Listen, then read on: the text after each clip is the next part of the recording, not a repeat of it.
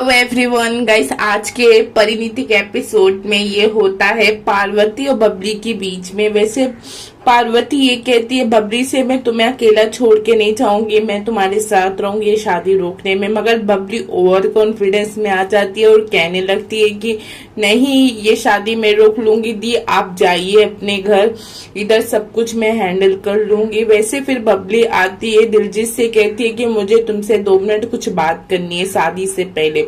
दिलजीत ये कहता है कि नहीं, अब मुझसे रहा नहीं जा रहा है, और रही बात ये कि शादी के बाद अब बात ही बात तो करेंगे। तो फिर बबली दिलजीत से ये कहती है कि तुम जब शादी से पहले मेरे लिए 5 मिनट नहीं निकाल सकते तो क्या गारंटी है कि तुम मेरे लिए टाइम निकालोगे। इससे मैं तो ये शादी का कोई मतलब ही नहीं रहा है, मतलब ही नहीं बनता इस शादी का। फिर दिलजीत को नीति समझाती है कि नीति ये चाहती है कि कहीं ये शादी रुक ना जाए, रुक जाएगी तो कैसे मैं परी को धमकाऊंगी, डराऊंगी। तो वैसे गाइस फिर नीति दिलजीत से ये कहती है कि जाओ 2 मिनट बबली से बात कर लो। फिर दिलजीत और बबली के बीच में जो बातें होती है, फिर दोनों के बीच में बहुत सारी बातें होती है, मगर बबली इतना कह देती है, फाइनली अपना डिसीजन दे देती है। दिलजीत ये कहता है कि तुझे बदनामी से डर नहीं लगता, तो बबली ये कहती है कि मैं बदनाम हो जाऊं तो ठीक, मगर तुमसे शादी बिल्कुल नहीं करूंगी। तो फिर दिलजीत से ये फाइनली डिसीजन दे देती है कि ये शादी नहीं होगी तो नहीं होगी। तो वैसे दिलजीत उसको उठा ले जाता है गाइस, मतलब कि उसको किडनैप कर लेता है, बाजपा हाउस से लेके जाता है। वैसे घर में सब यही सोचते हैं, नीति को भी खबर नहीं रहती है कि बबली किडनैप हो चुकी है।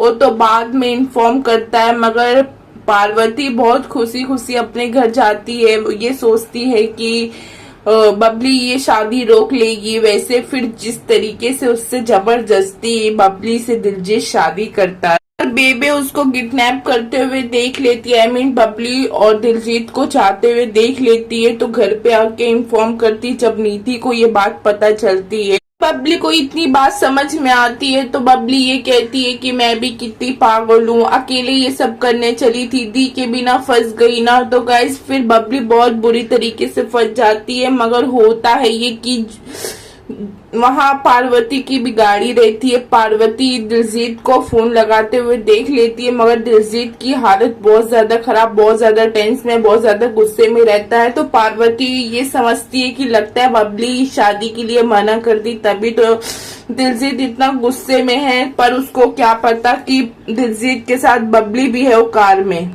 फिर लगा देती है पार्वती बबली के मोबाइल पे फोन, मगर उठा लेती है नीति। वैसे नीति ये कहती है कि कहाँ हो तुम पार्वती, अब तक तुम शादी में आई नहीं, तुम कहाँ हो। तो वैसे फिर पार्वती ये कहती है कि बबली का फोन तुम्हारे पास क्या कर रहा है। तो बोलती है नीति कि मैं आई हूँ बबली को लेने, मंडप में ले जाने के लिए, मगर बबली वॉशरूम में है।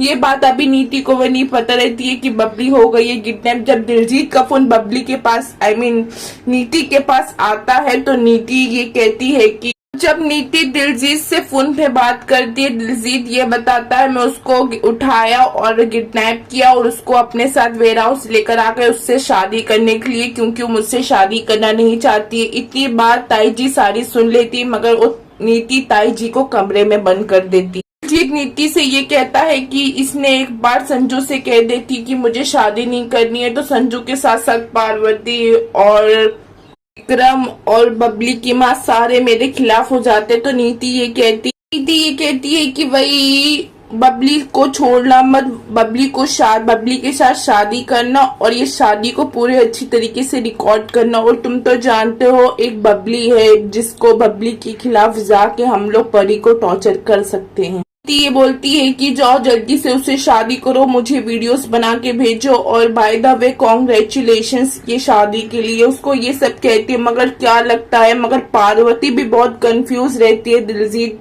रोड पे उसके सामने और कार से ऐसी ऐसी आवाज आ रही है ठक ठुक की, तो वैसे पार्वती को ये नहीं समझ में आता है बबली फाइनली है कहाँ, क्या अभी तक बबली शादी रोकी नहीं।